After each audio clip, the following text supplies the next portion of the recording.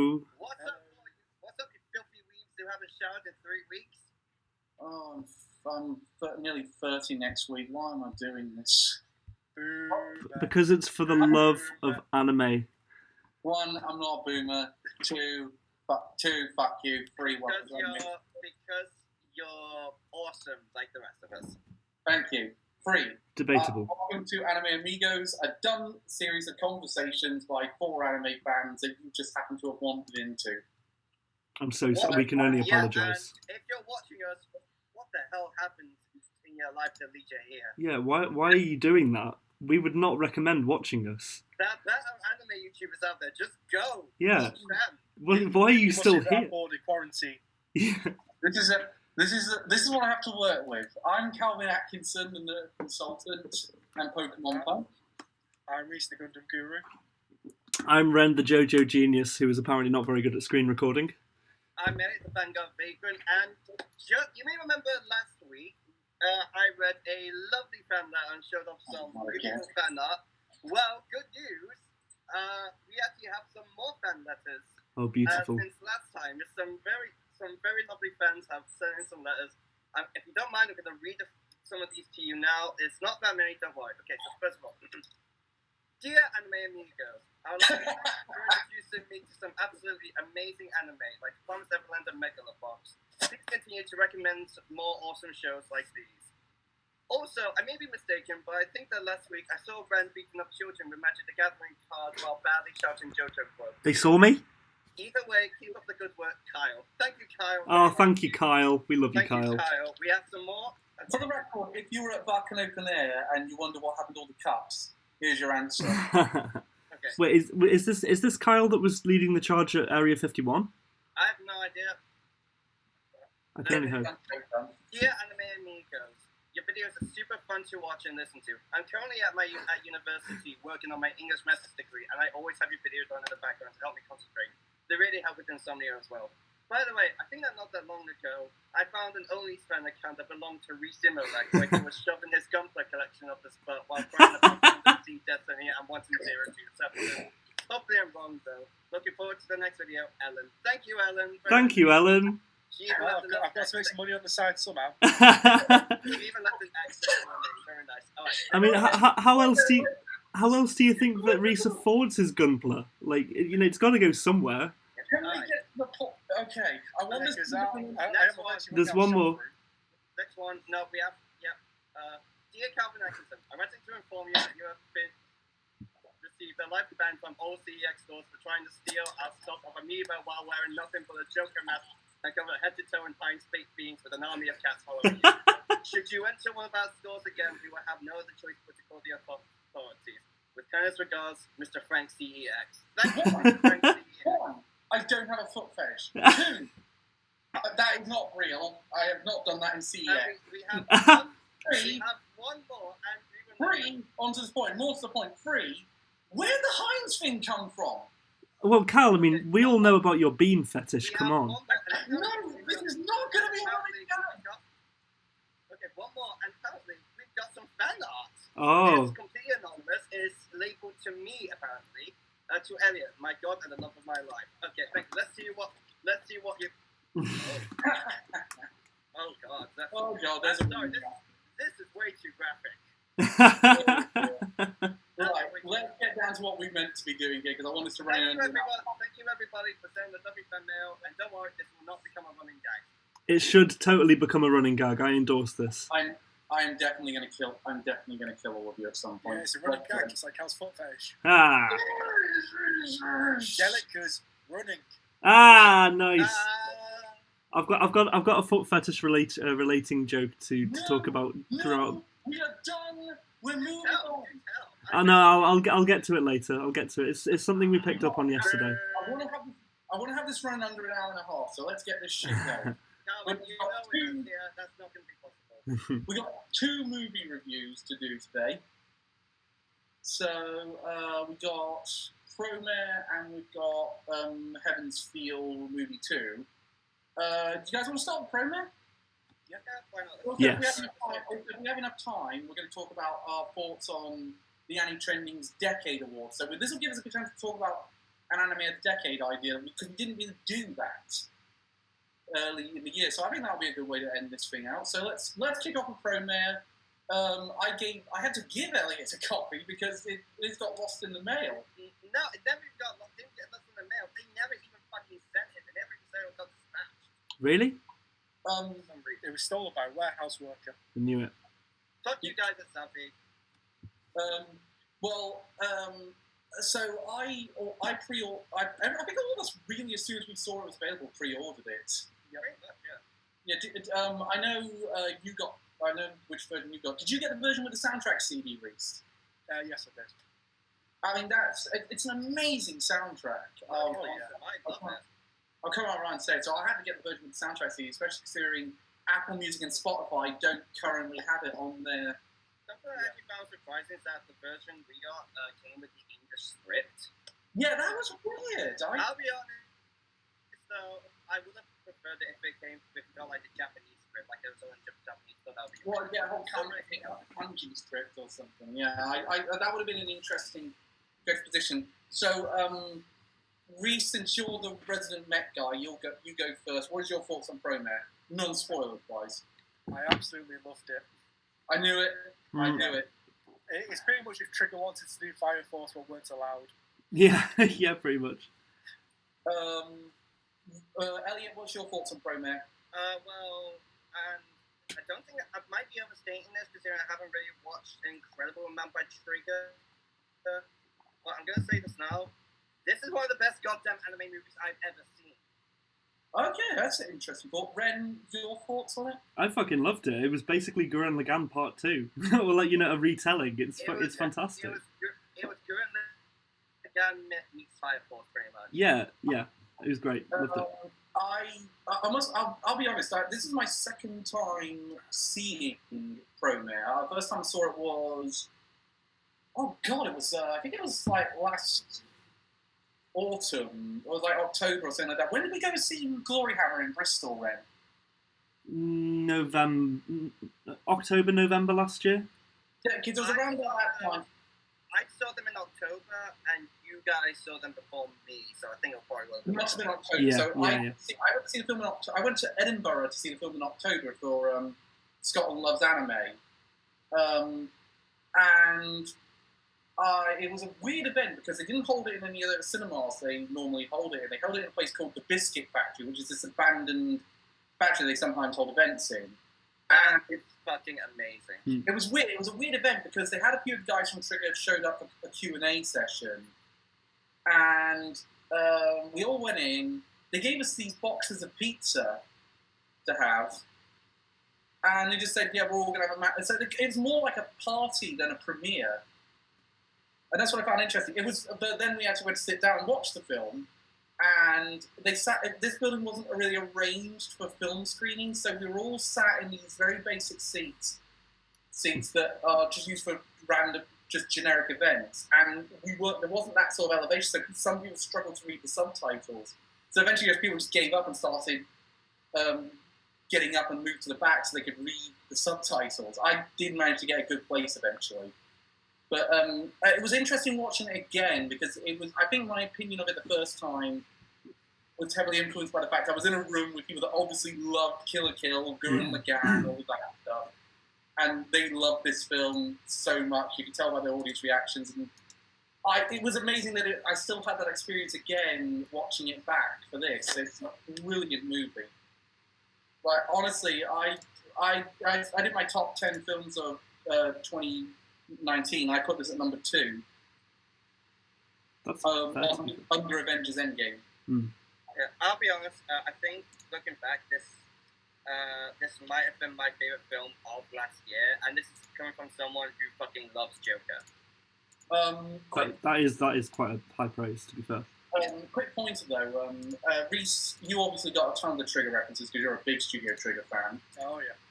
So, Elliot, was there any that you thought, like, I reckon there's a reference there, but I think I missed it? As I said, not really. Not really. As I said, I haven't seen that many Trigger stuff. I'm looking into watching some more though. Yeah, no. The thing about this was, I actually thought when they did make references to other Trigger shows, and I was at a Q&A with the director, the writer, and the character designer of this, they did say it was very, very deliberate. All the different references to all the things, like the references to Gurren Lagann, references to Kill la Kill, the references to all this good stuff. I reckon, considering how long this was in production, do you think Fire Force was genuinely an influence, or that was just a coincidence? Coincidence, I think. I feel like it would have just been a coincidence, yeah. I mean, yeah, considering how long this has been in production, because again, they mentioned that this was meant to be a 12 or 24 episode series, but then they said, no, it's gotten too big, we need to make this a film. Yeah. I'll be honest, I wish they made it a series. I would have loved to see this expanded. I think it would have milked it too much, if you know what I mean. Well, I think it probably would help with the pacing, because they cram so much information and backstory in the film. They really do, yeah. It does feel like it was meant to be a series with a made into a film instead.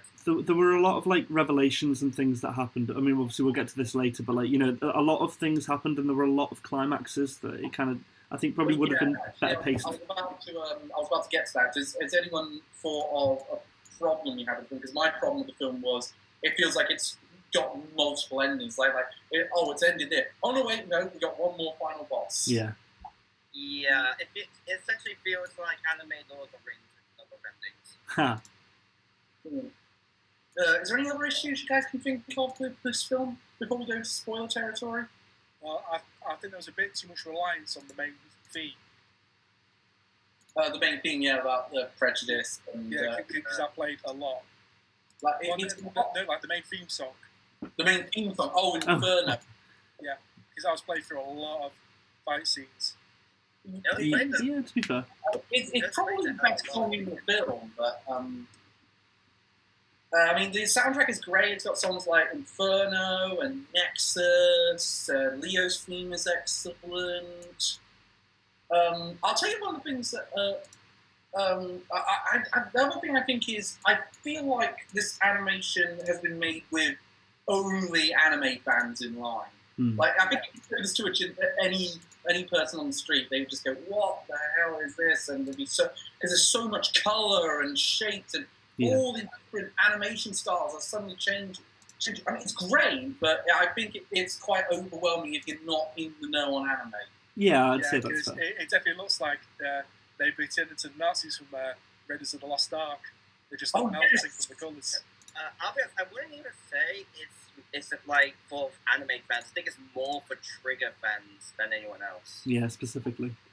This does feel like the complete Studio Trigger movie. Like, one of the questions I was asking which now has been answered when this film, when I finished watching this film the first time, was where does Trigger go following this film? But we've had that answer. BNA's come out and has been more of their good stuff, and they and also doing the Uzumaki adaptation coming up, and they're doing the cyberpunk anime.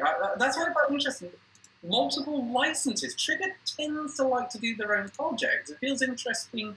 Their next two big high-profile shows are going to be licenses, and very big licenses. Like, again, you're adapting Junji Ito's most famous story and one of the biggest video game releases to come out this year. I mean, I'm wondering if Trigger will drop it if Cyberpunk comes out and everyone doesn't really like it as much as we thought we were going to. I honestly think, I'm putting my gamer hat on for a second, I think Cyberpunk has a real... I have a real sense Cyberpunk could be a massive disappointment by the time it comes out. I'm just wondering what's going on with that thing. Hopefully it doesn't end up being shit. Did you guys go ahead, Elliot. I'm skeptical with it because I would definitely say I do feel like it's going to be a good game more than I feel like it's going to be a bad game. Well, if it doesn't turn out, if it turns out to be a bad or a mediocre game, do you guys think you're going to have less enthusiasm for Trigger's anime when it comes out in like 2022? No, I don't think so. I think they've done. I think they've done an incredible job with selling the visuals of the game. So even of the game. So even if it doesn't turn out to be incredible, they'll have a lot to kind of go on. Just from a visual sense, which will make the anime appealing to watch. I feel like Trigger could just generally. I feel like cyberpunk sort of stuff is something Trigger's genuinely good at, so I feel like they would definitely do a good job with it. Plus, we need to remember that that cyberpunk was technically start as a tabletop role-playing game, so I feel like it doesn't have to follow the story of the game. Yeah, it's kind of. So, what do you guys think of the action scenes in Promare? I thought they were really good. Really fluid. Really damn good, yeah. I think I was watching with Brendan and said, yeah, that's where the animation budget went. The animation budget was really well spread throughout. It was fucking phenomenal. Seriously. Yeah, definitely. Yeah, it doesn't feel like there's any moment where I thought, oh, well, they must have skimped a little bit there because that doesn't look quite as good, or the frame rate's not that great in this scene. But no, they really managed to make a very well animated film. Absolutely, they did. I think character designs as well. Holy hell, those are really good. Yeah. There's some recycling of character designs. I mean, Gallo is just Kamina. Yeah, literally. Just Kamina. Also, quick question. When they saw the front cover, did anyone else think that Leo was a girl at first? Oh yeah, because that was the whole thing on the internet when the film first came out. Oh, really? Yeah. Yeah, everyone thought Leo was a girl, or at least a trap. Oh. It's which is I can't believe that term is still. I can't believe that term is still being used on the internet so much now. I thought we moved beyond that. You really underestimate the internet. Yeah, I've been on Twitter. Why do I do that? I think Reddit's definitely become a bit of a breeding ground for these kind of fan-based outrage ideas. Yeah, I think I think Reddit's one of the websites we have to worry the least about. Yeah, definitely. 4chan's the one you have to worry the most about. Don't get started on fucking 4chan. So what do you guys think of the characterization of Leo and the burnish? I think we're now moving into spoiler territory, so I'm saying the spoiler wall's up now. What do you guys think of Leo and the burnish and what they did with that and this idea of what they kind of represent in terms of like the real world context? Yeah, how they be portrayed as racial minorities. Yeah, it is very much like the idea of the fact that these beings. It does seem a bit like on the nose towards America, considering that they're literally taken down by ice cannons. Well, yeah, Here's my thought on it. It reminds me a lot of the relationship between the ghouls and the humans in Tokyo Ghoul. I think it's done a little bit better than I feel like the whole ghouls and humans thing wasn't as well executed, but I think it started out very well. It wasn't well executed as it went on. No, I have disagreed personally. As someone who's read the manga, I think it's actually done very well. Because in Tokyo Ghoul, there's no set, aside from in Re, but I'm personally someone who thinks that Re really goes downhill from the original. I personally think that in the original, relationship between humans and ghouls are really well done because there's no essential bad guy. It's just people trying to survive in a difficult world. Which this one allegory that I found was mutants and humans from Marvel. Yeah, it is very good. Yeah, that's true. Yeah. Good way of putting it. I mean, one of the best scenes I think in it was when the pizza guy gets taken because he's a burnish making really good pizza, and then everyone's despite the fact they loved eating that pizza, suddenly refuses to do so because they know burnish has been cooking it. Yeah. I mean, it does feel like one of those what would you do scenarios you see on YouTube. I actually find it kind of interesting though. The difference is Tokyo Ghoul is not really a villain. There's only a few kind of sort of villains. There are definitely bad people, but there's no set villain. There's no set villain. Yeah, that's it. Promare has a set villain. Yeah, oh yeah. Who was not a surprise to anyone. No, else. not at all. I don't know about the rest of you, but I saw a lot of these plot points just coming from a mile away. Yeah, a lot of the twists were kind of. There was one twist that got me, but I think most of it, yeah, it's quite. Oh, we're not in non-spoilers now. So which twist did get you? Well, I didn't expect Thingio. I didn't expect the villain to be a Burnished, for example. That surprised me. I think that kind of undermined a lot of his motivation. There was one particular scene where I did sort of have a feeling that he would have been the Burnish. Yeah. I can't remember. I think it was a scene where just before he was about to fight Leo, before blue-haired guy came in and saved him. I can't remember his name. I think we also. That's it. Well, it's a similar. I mean, bringing a spoiler in from not Beastars. What was it called? What's the Trigger anime that's just come on Netflix recently? BNA. BNA. I've not seen it yet, so I keep that in mind. I will not spoil it then. Never mind. Shall we talk about the mech designs? More importantly, Reese, what's your thoughts on the mech designs on this one? I thought they were actually really good and more realistic, Especially the firefighters ones. Yeah, It's more mechs you could see in real life. Yeah. It's one of the things I find interesting about it, though. It's very similar to the robot Deus Ex Machina, which was one of the biggest lacks in my audience. That one does look very similar to the Gurren Lagann. Yeah, but they need that though. Like that's such a strong design. I'll be honest. When I first saw the Deus Ex Machina one, I laughed a little bit just because I just thought that's the powerful one. One of my personal favorites was the other moment that got just like, okay, yeah, that's not better. the other moment that got a massive applause from the audience was the mech turning into a drill. Yeah.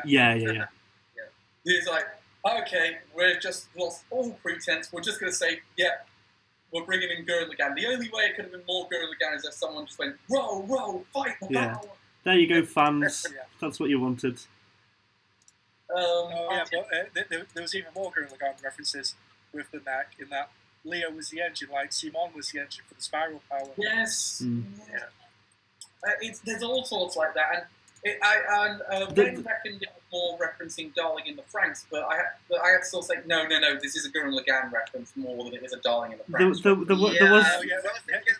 Yeah, Ren, because it weren't positioned like doggy style. Well, yeah, there was. Because no one was writing the other person. I know. You do not need to see that fan art.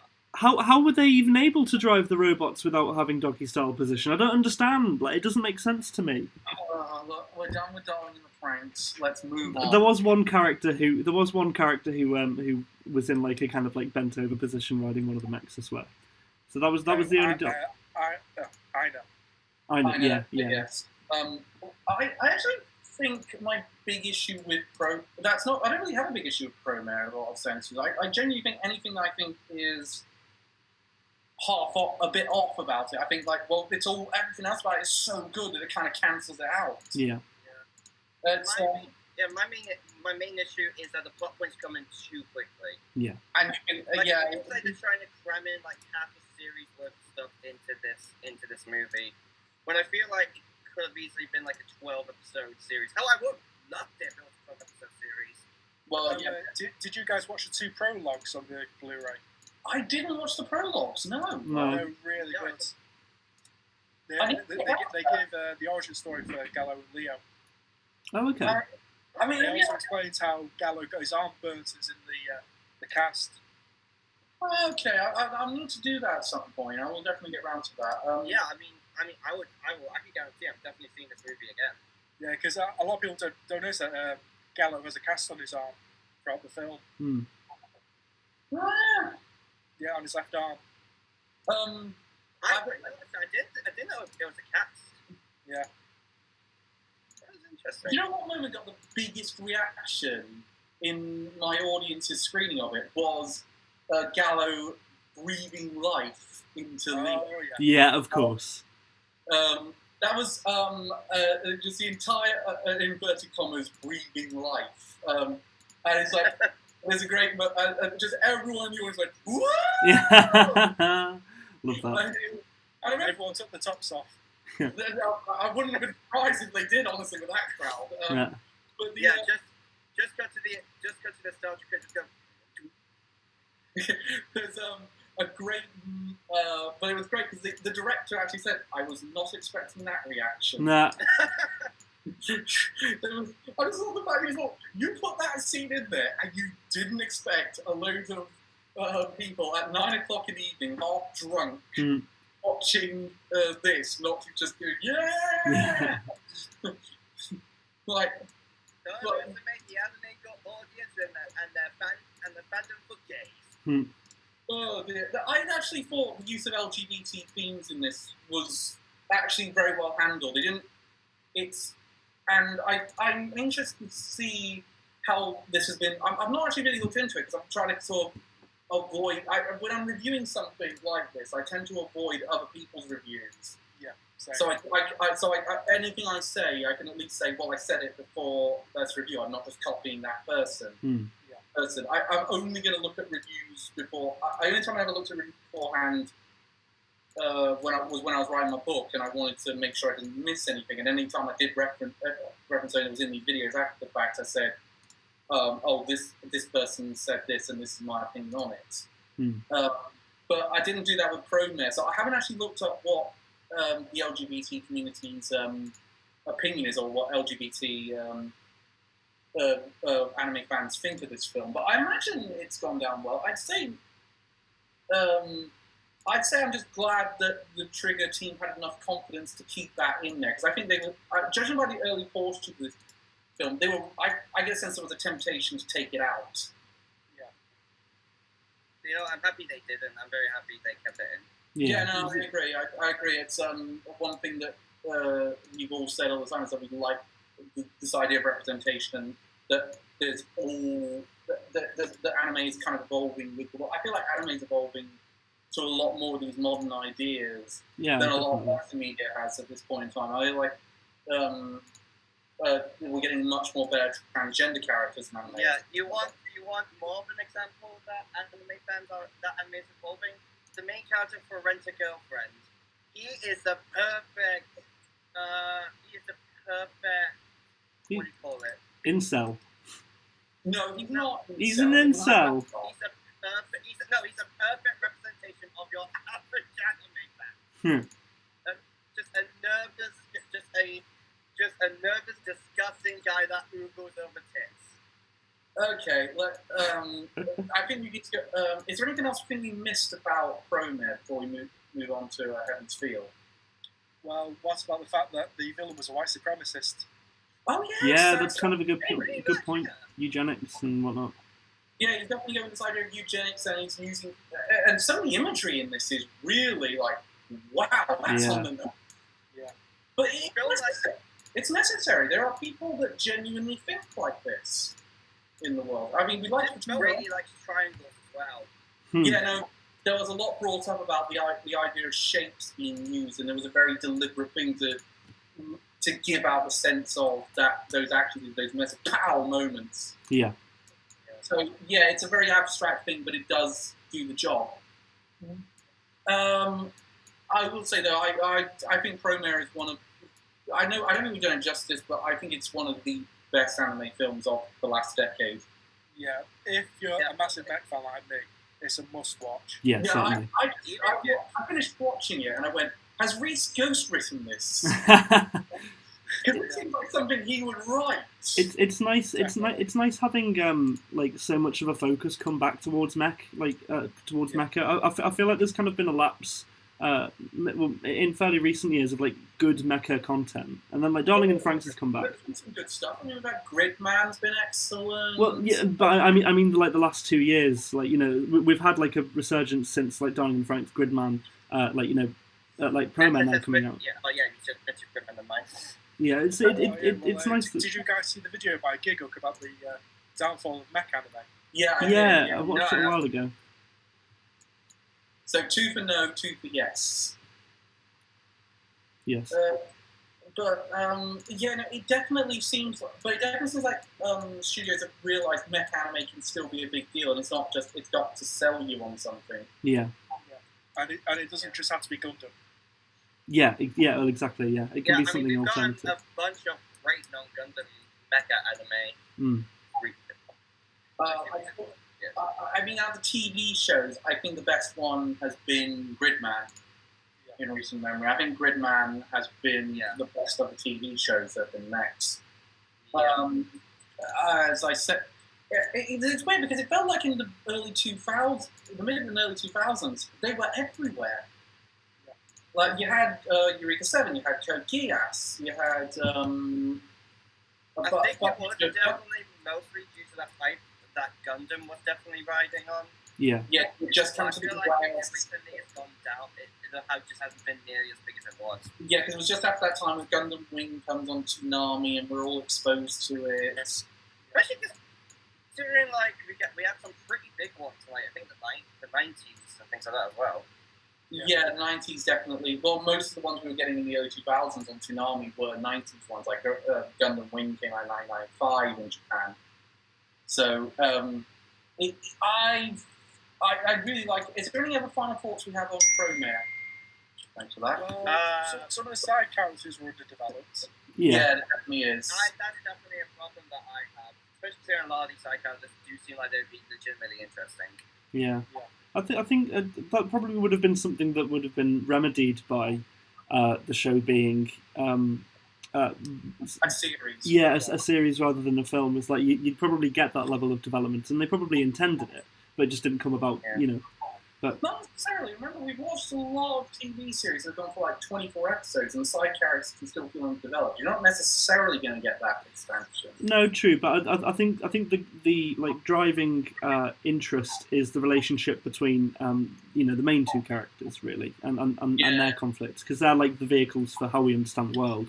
But I think but even then, like some of the other relationships you expect to build up, like Gallo and Ida, are barely developed. Yeah, I agree. We just get like that one scene on the ice lake, and that's it. Yeah, it definitely felt like they were meant for some. There was something more meant for this that got cut. I'm just gonna say it could definitely tell it's meant to be a series at first. Yeah, but I think it was because their ideas for these action scenes required that bigger budget. That's definitely where I think that's the reason I think it became. That's the reason that they kind of implied that when they were being interviewed, but that's kind of on the money with that. But I think that's kind of on the money. I think it was they got these action scenes they really want to do. We don't have the budget for this in the television show. Yeah, we really should make this a film because we really want to make this. Yeah, that's the thing I take most about Promare. It's a bunch of people got together who really want to make something. They really want to make this. I mean, you can tell it's done by the director of Gurren Lagann and Kill la Kill. It's that same director, so you can really tell that. Wasn't the same writer behind Iron Blood Orphans? I think it is the same writer from Iron Blood. No, it's not Mario Koda. No, it's not Mario Koda. I'll have a quick look, see who it was.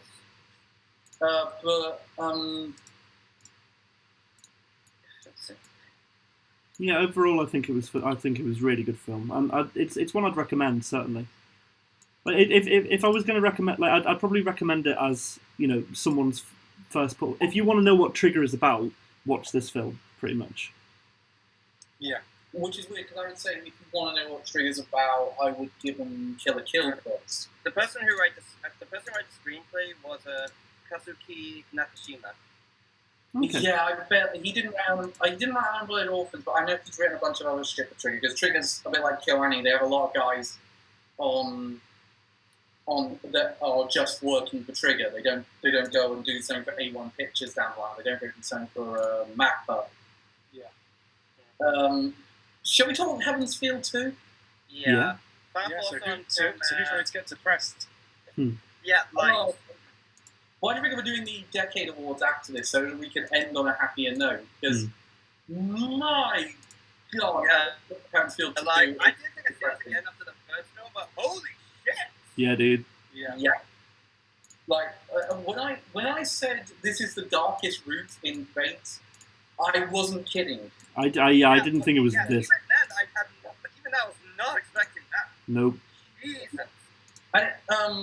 There's another thing about it, like without going into spoilers, that final shot, well, some of those final shots in Unlimited Blade Works are really changed when we find out more about Shinji in this one. Yeah, certainly. So, without going into spoilers, Reese, what do you think of Heaven's Feel 2? I thought it was good, yeah. Okay. I did prefer the first one. You prefer the first one, yeah. I can see what you mean with that one. I'll come back to you on that. Elliot, what did you think? Fucking amazing. Holy shit. I really love this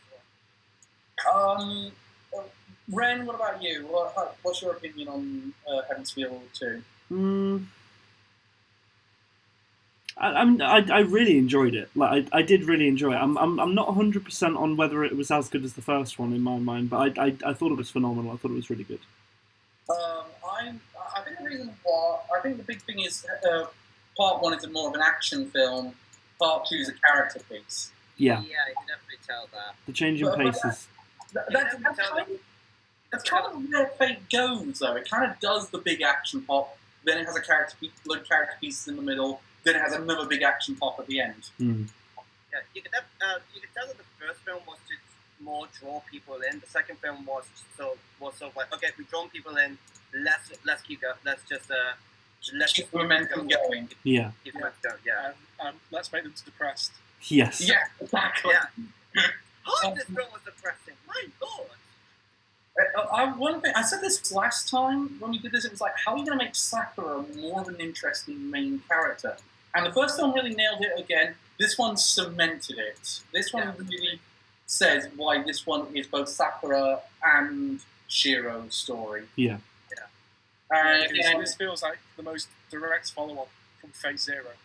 Yeah, it does definitely feel like Youthful said, right, we really want to follow on from Fate Zero this time. Because a lot of Fate Zero doesn't really come into Unlimited Blade Works. Mm. How do you guys feel about... We're not finished with this one, but we'll probably ask this again in about a year's time when we do Heaven's Feel 3. How do you guys feel about Unlimited Blade Works now that you've gone halfway through Heaven's Feel? I still haven't finished all of Blade Works. So yeah, you're kind of out of this one. I'm not sure. I do still really like Unlimited Blade Works, but personally, I feel like I'm starting to like this that little bit more. What about you, Reese? What's your thoughts now between Unlimited Blade Works and Heaven's Feel? At the moment, I'm still on Unlimited Blade Works. That's my preferred one.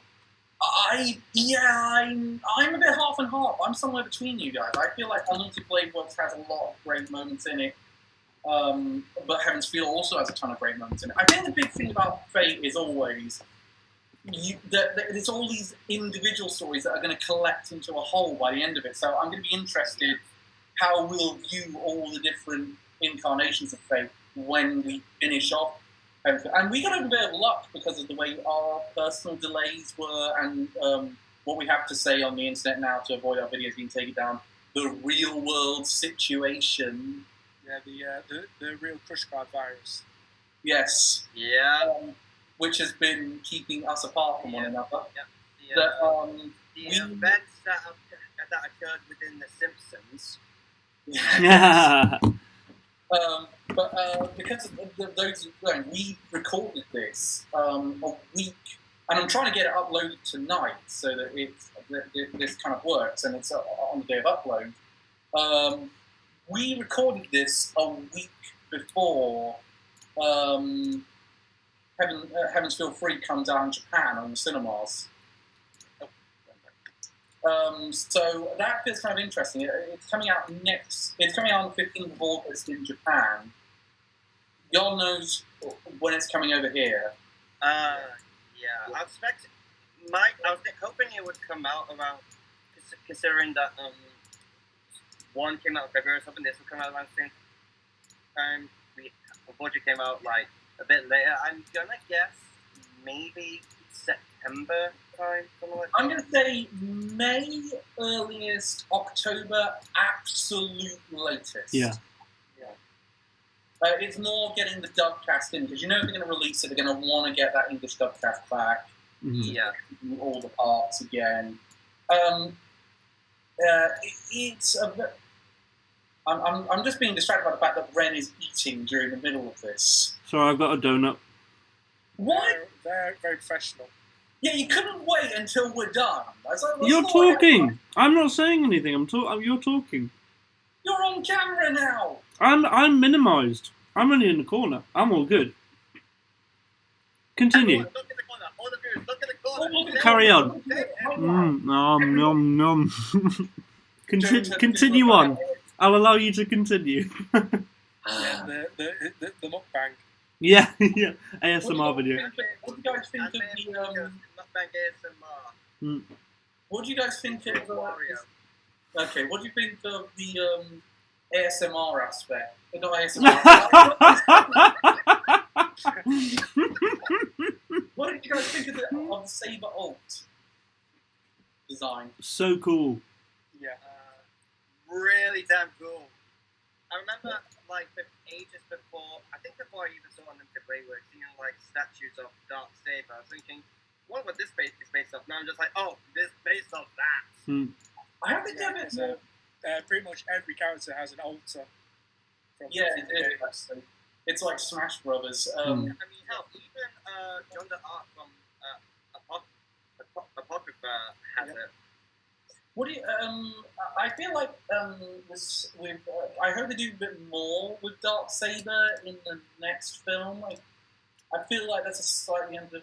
Also, for all talk that this was going to be one of Ilya's big parts, she's not in it all that much. I feel like next part will be hers. Yeah, I feel like this one is sort of showing the disaster happen, rather than having seeing people within it. So we got a bit of Ilya's backstory in Unlimited Blade Works. Plus, we already saw a Phase Zero in Phase Zero anyway. Yeah, true. It's kind of weird because she's technically Shiro's little sister, but she's also kind of his big sister at the same time. Oh god, I've gone cross-eyed. This is fate is confusing, man. That's no way to happen. Yeah. It's just confusing. Man. Yeah. It was funny how Ilya was one of the few comedic aspects of the film. Yeah, it does feel like Ilya's there to be a lighter tone in the movie. But, God, they had another amazing fight. I say we're in spoilers now, so if you don't... Yeah, let's go to spoilers. Go to spoilers. The fight between Berserker and Saber... So fucking cool, dude. It's Holy fantastic. shit. Like, I was thinking, how could they top the fight between Lancer and Assassin? Somehow they Yeah, did. man, that was fucking phenomenal. Like, That was like, Jesus. Now, I think the big thing is that they can get away with a lot more now with Heaven's Feel, because Heaven's Feel is a film, so it doesn't have to fit to Japanese television standards. Yeah. So we can now put in every aspect of Fate's Day Night in this franchise. And this film really proved that. yeah, very much. Just all that with Gilgamesh. Yeah. And and the fact that you can now have characters having sex, and you can now have these very brutal deaths. Yeah. I Like mean, there was some... Especially after seeing Unlimited Blade Works, seeing how powerful Gilgamesh was in that, and just seeing him dying that way, just like, holy fuck! yeah, dude.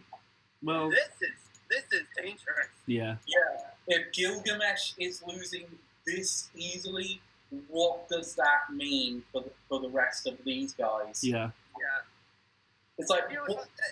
It's like this. It feels like if Gilgamesh was the final boss, this fucking thing is like the super boss. The Yeah. optional super boss, yeah. I'm wondering though as I say, the big wonder is where is it all going to go after this? Because I haven't really looked ahead too much with the franchise. I've tried to keep as much of Fate as free. I haven't got a fucking clue. I'm excited to see where it does go, but because like my estimation, I mean, only going on Fate Zero, which is the only full series I've seen, like I have no idea the level of scaling that is involved now. Like because this threat is so beyond what we've seen thus far. It's crazy. I I think Sakura's arc is done brilliantly. The fact that she has been this person that's been crushed her entire life, and Shiro and Rin have been, and to a certain extent now, Rin have been the only positive things in her life. By the way, I'm not the only. By the way, when her and Shiro got together in the film, I ended up laughing a little bit because throughout a bunch of the film, I was just saying, "Just fuck already!" Yeah. And they actually did. I was just like, "Can you hear me or something?" And now she's turned into a yandere. Well, the thing about that is, it's meant to happen in all the arcs, but again, because of television standards, they can't get away with it. So he's meant to sleep with Saber in the Saber arc. That they couldn't get away with that, so they had to sort of half imply it in Doomsday Night. And he's meant to sleep with Rin in Unlimited Blade Works, but they couldn't get away with that, so they had to do everything but pretty much the rituals. Yeah, in other words, maybe they got together, meanwhile they actually they fucking. Yeah. Well, yeah, they kind of get together at the end of Unlimited Blade Works. They kind of do, but we don't see it when they get together. All we see them is like they go to England, I think, to learn magic. Yeah. Talk about yourself in a minute. Sorry, yeah, someone's just knocked at the door. Okay. Weirdly. But yeah, no. Yeah, pretty much in Fate, everyone dies, but at least Shiro gets to bone everyone. Yeah, pretty much. At last, it's literally. Who would have thought most of the servants would have died this early? I know. Yeah. I'm like holy shit. I'm interested to see. Nuts. Oh Jesus. Considering, I'm not going to spoil it for you, Ren, because you haven't seen it. Yeah. Considering what Shiro has going on Unlimited Blade Works and how tough that seems. Holy fuck! How are they going to get through this shit? Yeah. My God. Well, it was a delivery, by the way, and it was a light novel I ordered. Hey, nice. Hey, which one? Rascal the Review of Bungil Senpai. Hey. Hey! I'm genuinely. I've got a World on pre. Oh, speaking of which, I got the final World End light novel yesterday as well. So I hope you threw it straight in the trash. I'm gonna have to. Yeah, Cal will make a kindling. I'm definitely killing him. Yeah. You say that, but it is actually very highly ranked on MAL. It's actually really. We'll get. It's got to be a glitch. It's got to be a glitch. I actually found that one quite funny. Also, the thing is, when we find Shinji is a very despicable character in all the other incarnations. In this one, he's a monster. Yeah. Yeah, like in the other ones, I thought, yeah, fuck you, Shinji. Meanwhile, in this one, I was just like, fuck you, Shinji. Yeah. Like, I know him and Sakura are technically not related, but that is fucked up, man. Yes, completely. That's why I feel really happy that he finally gets his comeuppance in this. Yep. But it really paints that final image of the two of them at the end of Unlimited Blade Works in a completely different light. Yeah. And it really paints that thing as like, well, we thought, he's hitting her. That means he's an awful human being. And we realized, no, he's gone beyond that. Yeah. Way beyond that. My God. It's rare that a show can make you hate a character that much, but fuck, Shinji fucking sucks, dude. I thought people like Mine and Griffith were bad. Actually, no, Griffith's still on top. But holy shit, Shinji's number 2 right now. Yeah. Mine was bad. Good God. No, I'm not going to repeat that joke. Is there anything about Heaven's Feel that we think doesn't work? So we talked about a lot of things that have really worked about and how it's a really great middle point story. I think the only thing I can say against it is it's a second part of a trilogy, and those inevitably always have this issue of, well, so it's usually just going to be set up for the third part, but at least they got a lot in this one, so it's a really great setup. I didn't really feel like that. It felt like the first one was setting up the story. The second one was a continuation of it. Personally. Some of the fight scenes aren't as memorable. I mean, you get a sense that Archer could have done more than what he did in this film. Especially what we know about him in Unlimited Blade Works.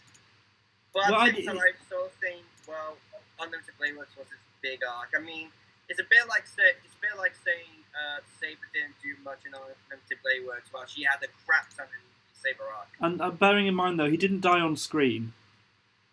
So you think he's coming back in part 3? Oh, yeah, come on.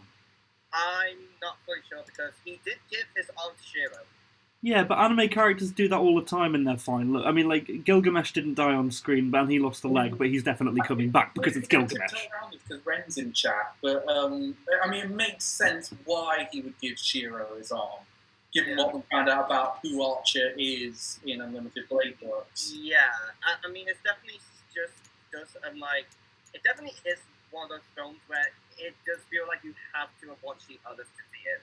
Yeah, it's that thing about Archer that once you know who he is, you can't unsee it. It's not like Unlimited Blade Works where I went into it just seeing Fate Zero. No, some of you have to see both Fate Zero and Unlimited Blade Works to see.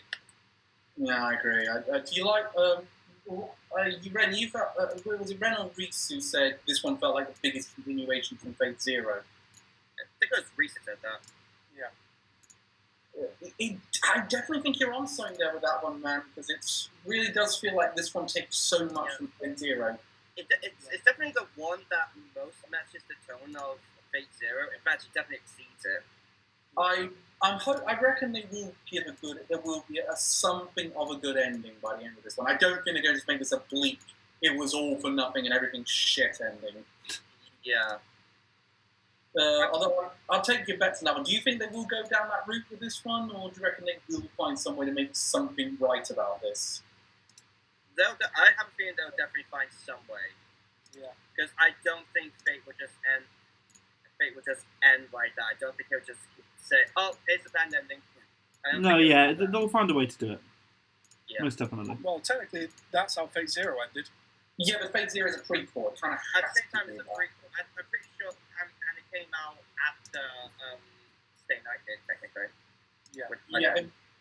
Well, here's another thing that I asked Ren about this, but I'll be interested in everyone else's thoughts on it. Now that Ufotable's wrapping up Heaven's Field, they're done with it now.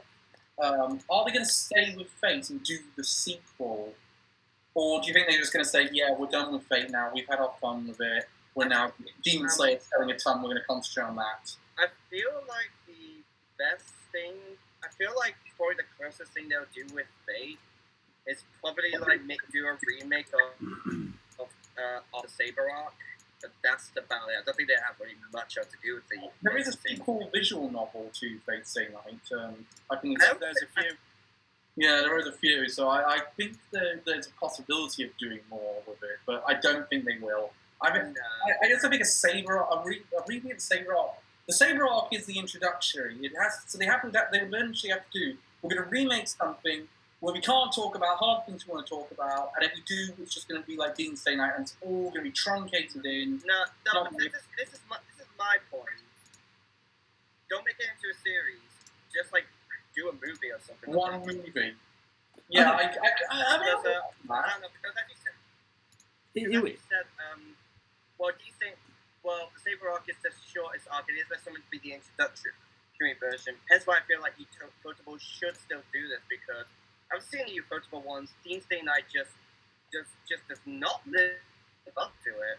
So I feel like they need to make something that gives Saber arc the same amount of attention as the other. Yeah, I think they would be foolish not to kind of redo it now that there's all of this attention, and they didn't know what they had when they first made it. So like now that the series has such renown, they may as well okay, we're going back to basics to finish it effectively. It doesn't even have to be like a full series. It could just be like a few OVAs or like a movie or something. Yeah. I will say this is something we're going to ask again in Heaven's Field when we do Heaven's Field 3. We're going to be asking these things again when we get to that film. But what do you guys think of Demon Stay Night now that we've had all of Unlimited Blade? We've had most of Heaven's Field. We're aware of the plot points in those ones. I know you haven't seen Demon Stay Night, Ren. Have you seen Demon Stay Night? Yeah, but it was years ago. But how do you guys feel now with those truncated plots of Unlimited Blade Works, of Heaven's Feel being crowbarred into the Saber arc. How do you feel it looks now that we've had these bits? It's definitely very dated. Yeah. In my opinion, it pales in comparison, which is a massive shame. Yeah, it feels like you've got all these elements from Heaven's Feel and Unlimited Players, and they don't have any time to be what they want to be. So as a result, you just have, it's like, oh god, what have you done? It's like, Studio Dean actually tried to, I've never seen it and I refuse to watch it, but Studio Dean tried to make an Unlimited Blade Works movie. Like, how do you fit Unlimited Blade Works into like 2 hours? It's literally impossible. Good luck. It's like Clannad when that became a film. How do you fit Clannad into an hour and a half? And so you don't. You make one of the biggest messes of an anime movie ever. It's like fitting both King's Game series into a single 12-episode anime. But King's Game works. Yeah, it still worked better than trying to get. Okay, so I feel like we're just now we're kind of in a bit of a limbo, I think, with our thoughts on this one, because it's all like, we can't really give our full thoughts on Heaven's Feel until we see this ending. Yeah. I feel like we haven't, but how do you feel about Heaven's Feel now we have more of a clear picture, guys? I'll start with Reese. How do you feel? I think it's good, but it's very dark. Do you think it's too dark for its own good? I think possibly, because it will put off a lot of people. Okay, I can see your point on that one. Elliot, what's your thoughts on it? The funny thing is, personally, I love it because of how dark it is. I'm huge into this dark shit, and I just think... So because it can go more all out rather than kind of hold back like some of the other points. Yeah, personally, I know a lot of people probably disagree with me on it, but I feel like this is probably going to be by the end of it, it's going to be my favorite Fate series. Okay, what about you, Ren? Yeah, again, just from like a kind of fan service perspective, I think this film did a lot and like would be really enjoyable for most of the fans of the series. I agree with you in the point that it's kind of bridging the gap, but I'm sure that the payoff is going to be good enough to justify having a slower paced film. But because what we got in terms of climaxes was still fantastic. Yeah, but the irony is going to be that it's going to be about 2 hours shorter than watching Unlimited Blade Works and Fate Zero, because those are obviously series that are longer time. Yeah. Sorry, these are 3 2-hour films. I kind of feel like Heaven's Feel. I feel like it's just another great companion piece that makes up the whole Fate universe and this whole idea, and we learn all about all these different characters and what they all mean. Just out of question, before Heaven's Feel came out, Reese, I believe your favorite was Unlimited Blade Works and Elliot's was Fate Zero. Yeah. So that's interesting. That's the perspective we're coming from. So Elliot's coming from the perspective of he thinks Fate Zero is the best. Reese comes from the perspective of he thinks Unlimited Blade Works is the best. Ren hasn't watched as much. I've watched Blade Works, I've watched Fate Zero, and that was fantastic. I really enjoyed that. I'm not I've watched everything Fate, and I'd say I'm half and half between where I think this one's the best or if Unlimited Blade Works is the best at this point in time. I think.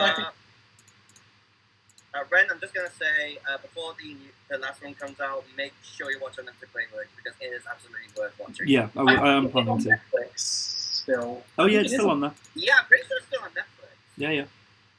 No, I am planning to watch it. I've got the Blu-rays on my shelf. I just love those things. Yeah. What do you guys? So your final thought? Well, our final thoughts, I think, are all.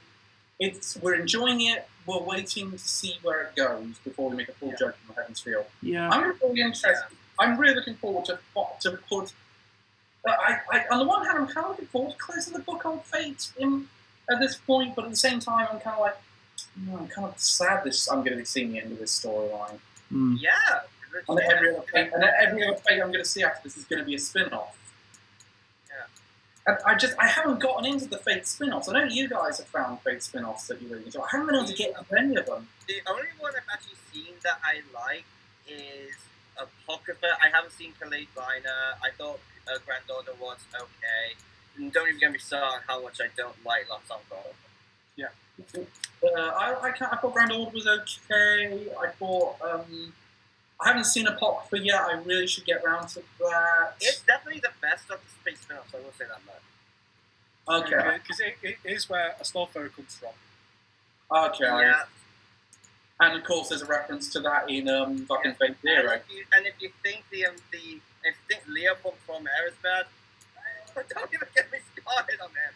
Lol. Okay, so I think we're done on this one.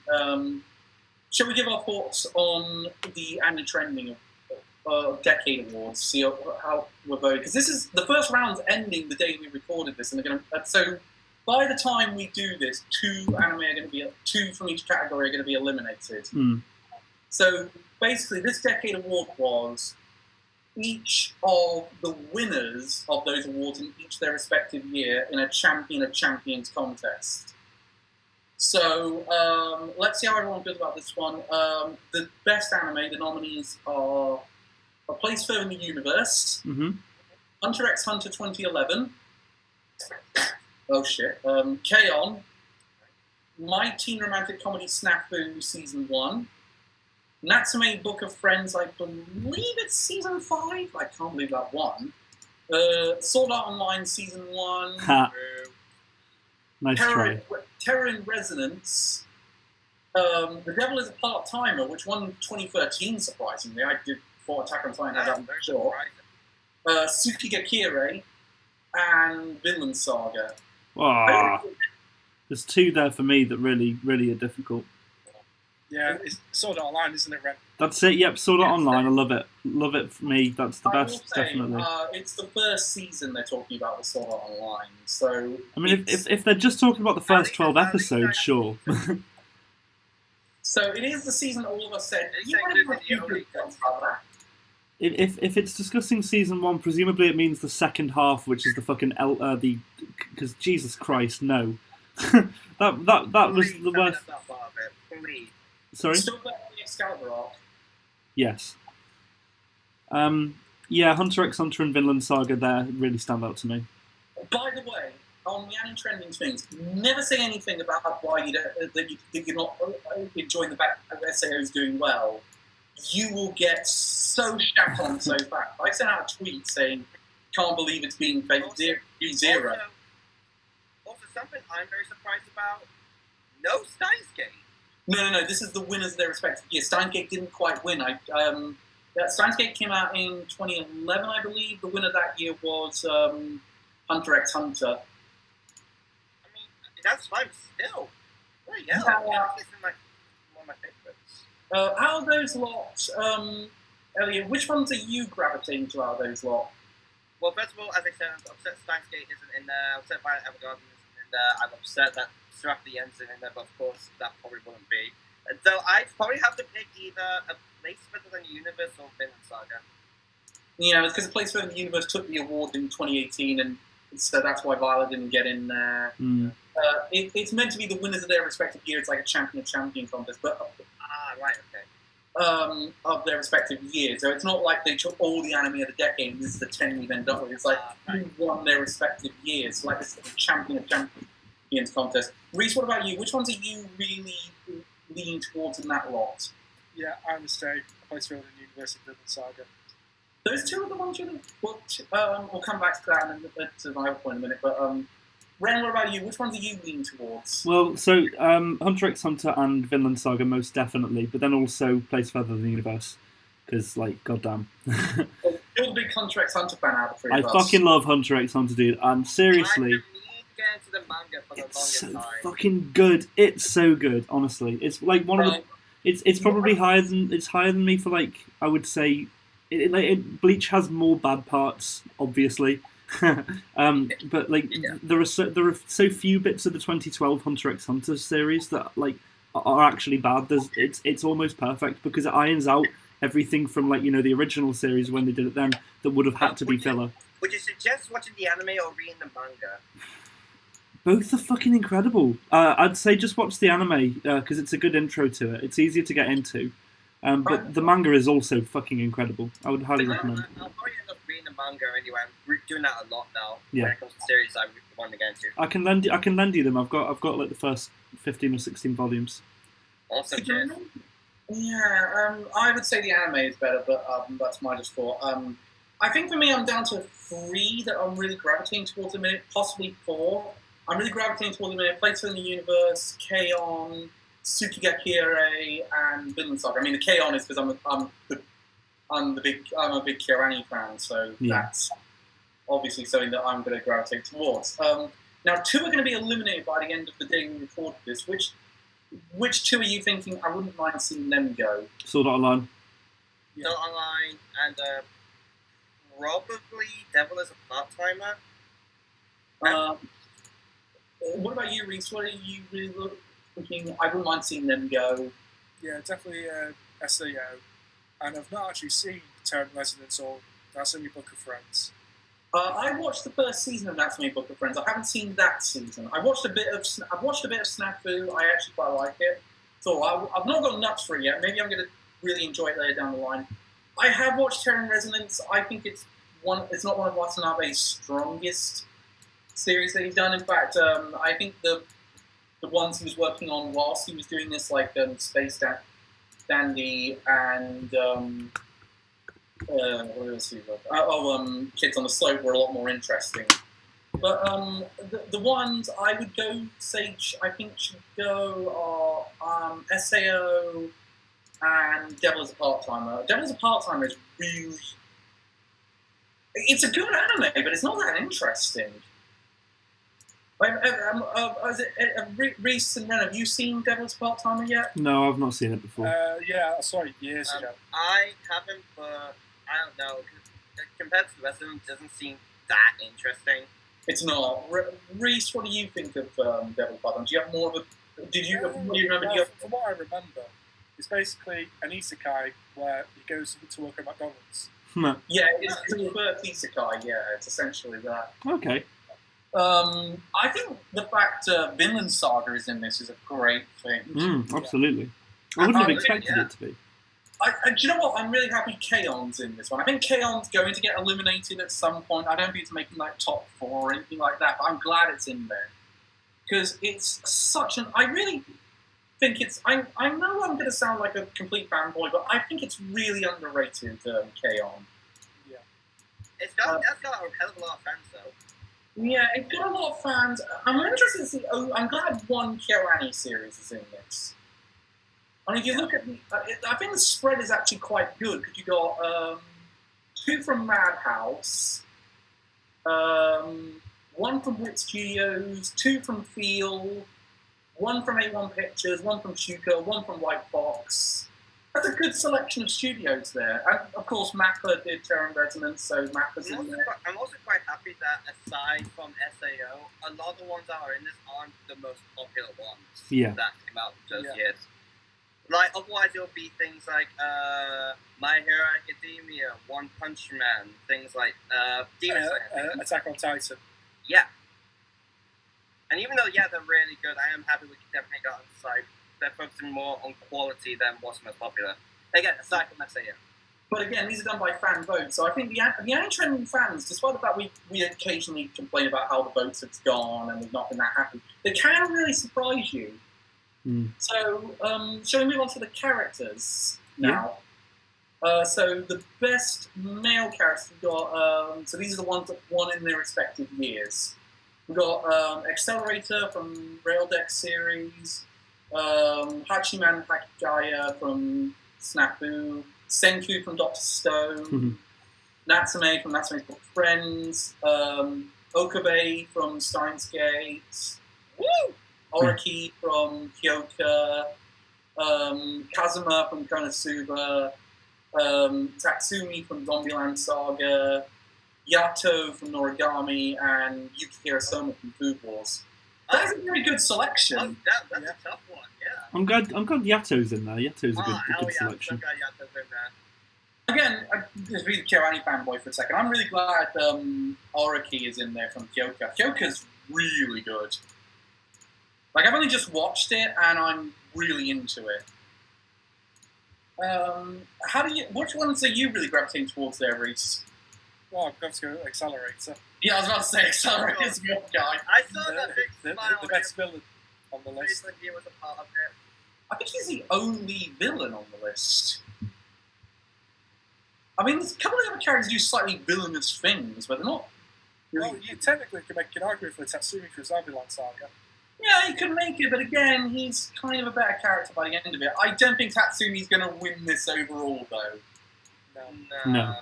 I'm gonna wager it's either gonna be Kazuma or Soma. I think one of those two are gonna win.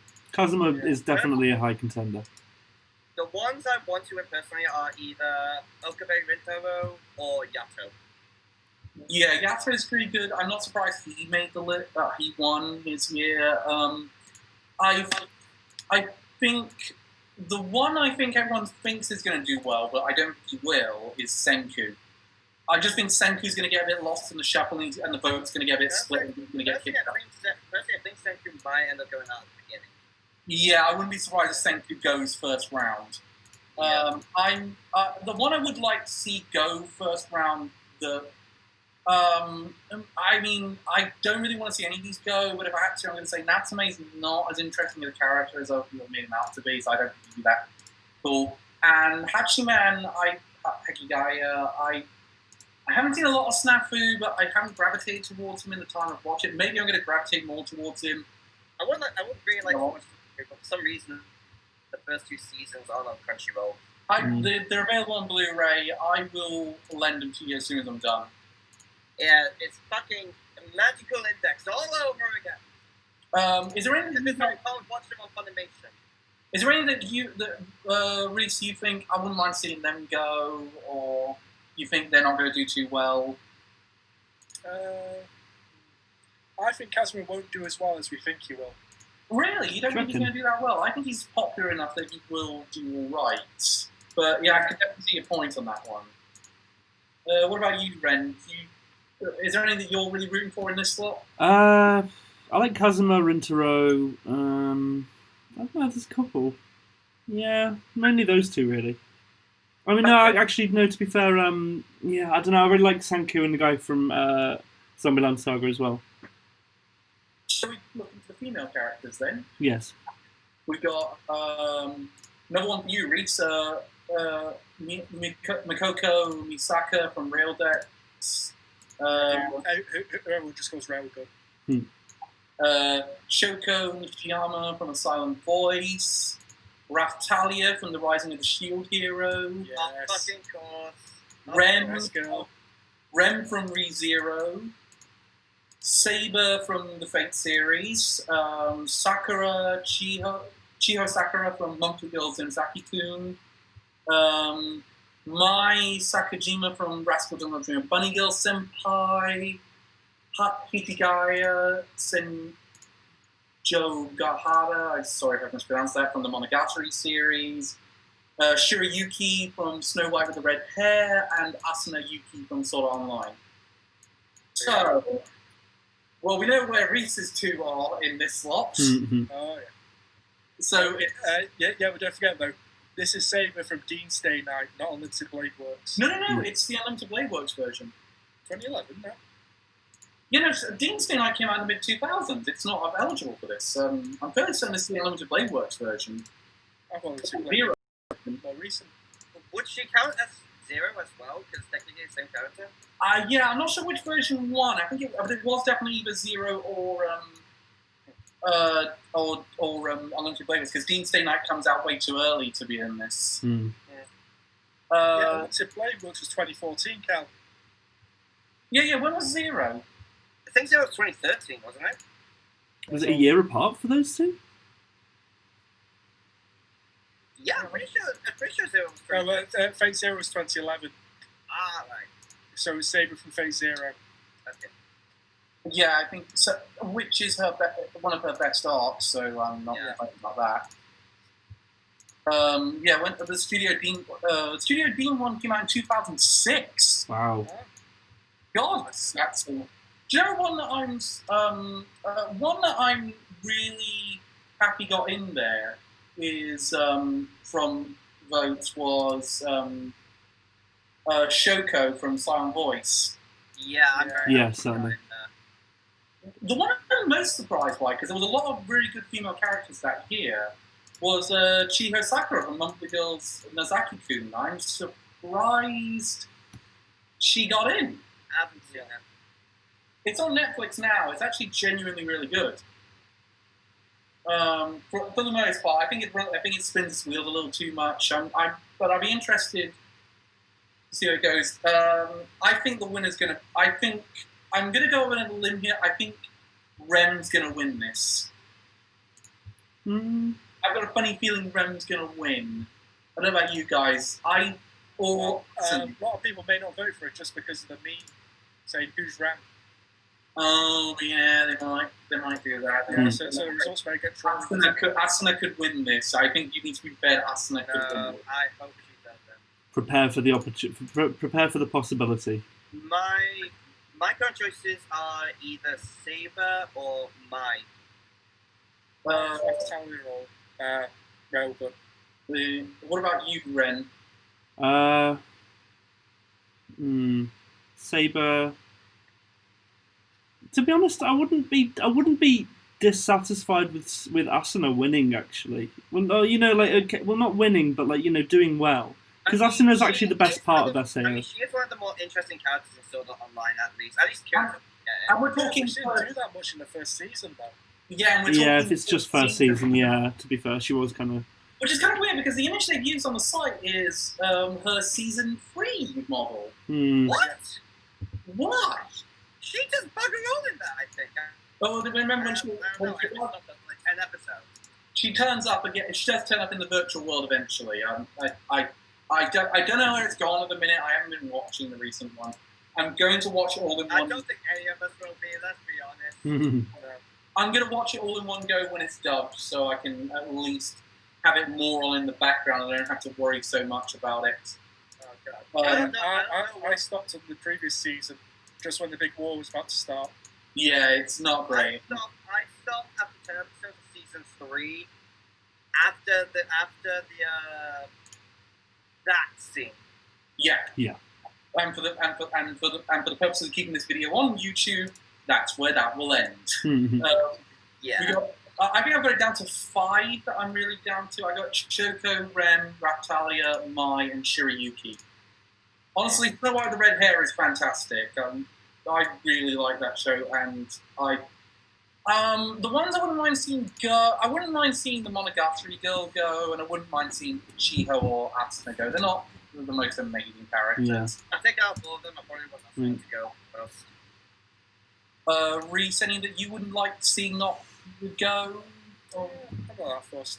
But is it me or did everyone else think of what's name from Asian Magus Bride?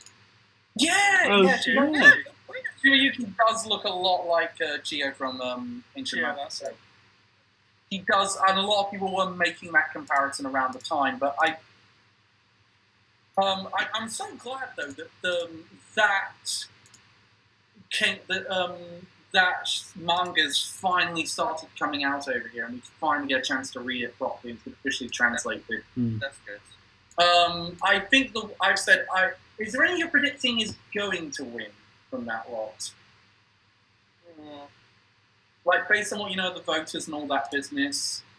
I think considering we've got the Heaven's Feel films coming out, I think that's going to boost Saber up a bit. You think Saber? Yeah, I think Saber might get a bit of a boost. Yeah, to be fair. I would not be surprised if people won it. I think Rem definitely has a good chance.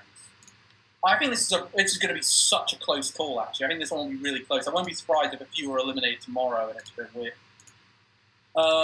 Let's talk about the couple shitholes to close this thing out. Okay, again, there's 10 of them here. We vote for 8, and 2 of them are going to be eliminated. We've got Akihito and Mirai from Beyond the Boundary. Kosei and Kaori from Your Lie in April. Kartaro and Akane from Tsukikakire. Nishikata and Tagaki from Keys and Tagaki-san. Really? Yeah, I know. They're Sakura, children people. I know. I don't think I've seen that one. Yeah, you don't want to know. Sakata Mai from Rasputin Sanchi and Bunny Girl Senpai, Shota and Sawako from Kimi no Todoke. For the record, none of us have seen that. It's not licensed in the UK, so none of us have seen it. Yeah. Subaru and Mizuki from This Art Club Has a Problem. Takumi and Misaki from Maid Summer, which I did watch when they got the nomination. I found out they got the nomination.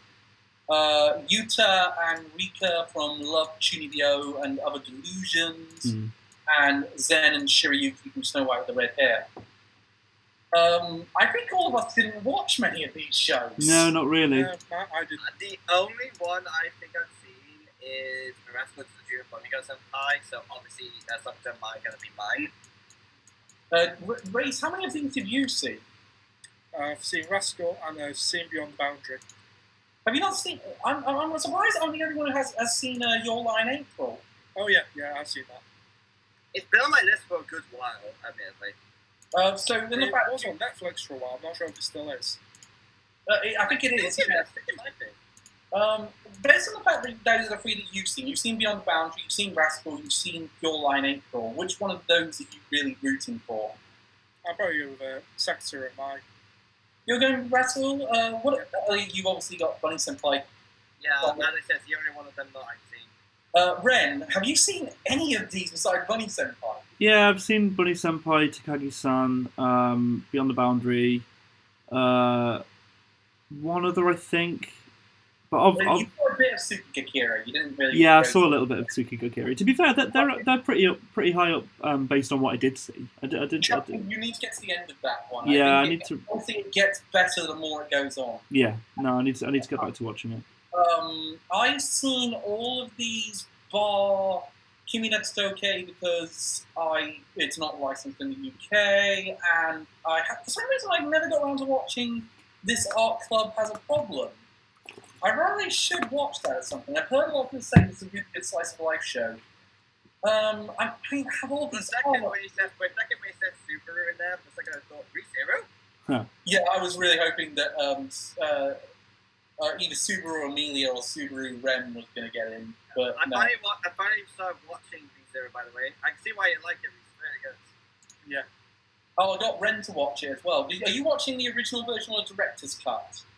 I'm not sure. I'm watching the one on Crunchyroll. They're both on Both on Crunchyroll. I have no idea then. Well, basically, the director's cut is just the first season, but they cut 2 episodes together, so it's more digestible.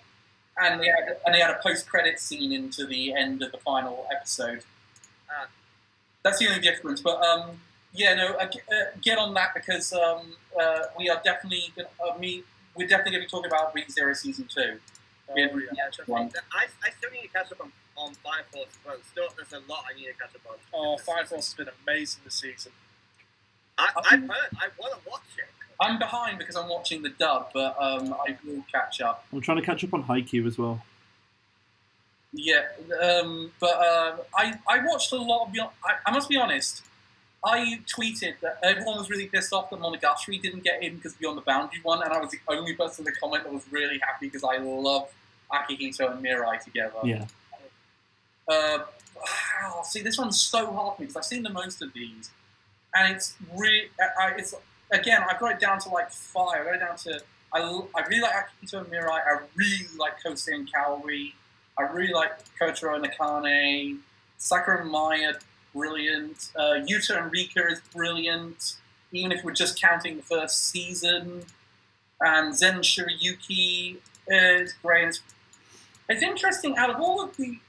one of the things I find interesting is, I'm not seeing this art comes upon, so I could be wrong about this one, but I think, with the exception of Takagi-san, all of these were confirmed ships, not implied, and like they did get together by the end of their respective series in some fashion. I'm not going to say how in Your Line April because I don't want to spoil it. Yeah. Especially considering that it actually plays into the title. But I find that interesting that it was none of the implied. All I can say is that thank God Kirito and Asuna didn't get in. Yeah. Oh, yeah. No, thank Surprising, God for though. that. Fucking hell. I was thinking throughout the entire thing, please don't Kirito and Asuna, please don't Kirito and Asuna. Oh, thank God. Yeah. I'm actually. What about Ichigo and Hero from Darling? Nah. They didn't give it. Actually, I'll be honest, I'm a tiny bit surprised. I'm actually a bit surprised some of the people from Darling didn't make it in. Well, Sakata and Mai took their spot because they were the winners in 2018. Yeah. Yeah. Clearly. So, how do you? Is there any in there where you're thinking why? Well, I think we're all agreed Taki-san is the one. Why is that in there? No opinion. Yeah. Obviously, yeah. But There was probably nothing else good that time.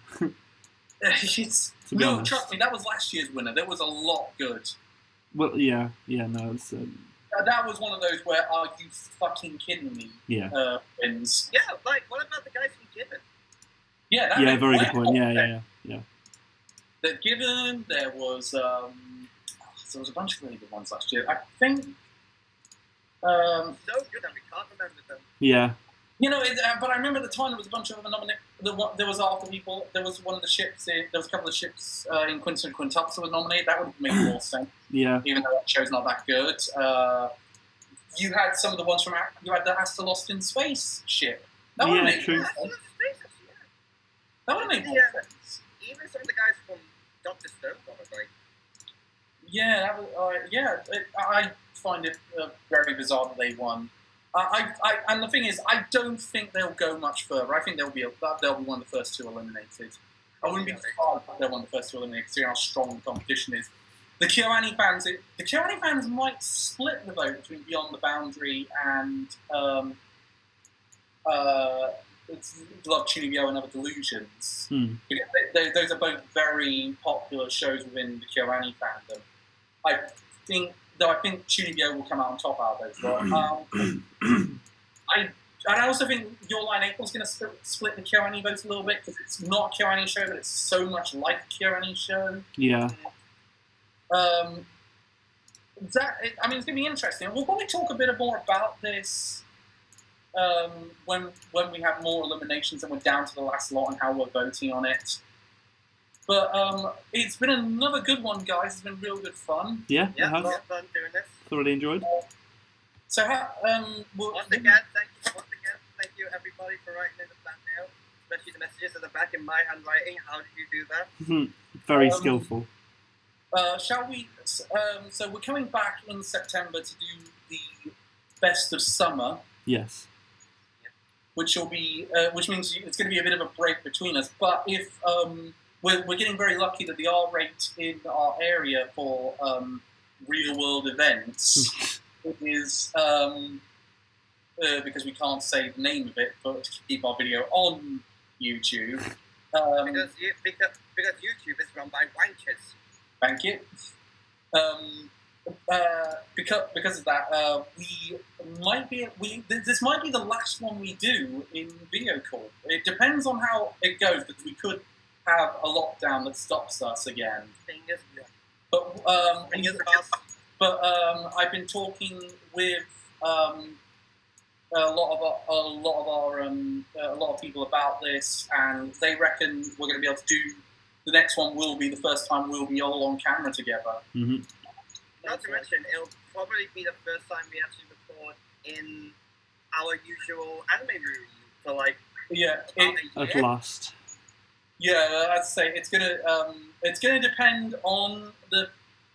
So I'd say don't be surprised if the next one you see if we're back to this setup, because there's already been a few local lockdowns in the UK as is, because Preston just got locked down yesterday. Greater Manchester is still under one, and they're right near us, but it hasn't sort of spread out, so we're lucky, for lack of a better term. But I'm looking forward to the best of summer. How do you guys feel about being best of summer? Yeah, excited. Yeah, I feel like most of the good stuff was stuff that came from that season. I think quite a lot of stuff that came out this season was somewhat mediocre at best. I think you're going to change your mind when you get round to some of the sequels, like when you get to ReZero Season 2. I mean, don't get me wrong, there's still a lot of really good stuff that came out this season, like Go Up High School, Decadence, Rent a Girlfriend. Yeah, I feel like a lot of stuff is still somewhat mediocre. and we'll probably get a chance to talk a bit more about Digimon Adventure. Yes. Yeah, Yeah, 'cause that's been great. that's been really good. Yeah. And the weird thing is, it's not on Anime Planet. It's not getting amazing reviews. It's getting very average reviews. That's surprising. Well, Yeah. I think that's because a lot of people are blinded by nostalgia. Yeah, I agree. I think if you take this film on its own, it's really great. Yeah. So we will see. So we'll see you in September when we'll be doing the best of summer. Thank you very much for watching. We will see you next time. Goodbye. Bye bye. Thank you for joining Goodbye. us.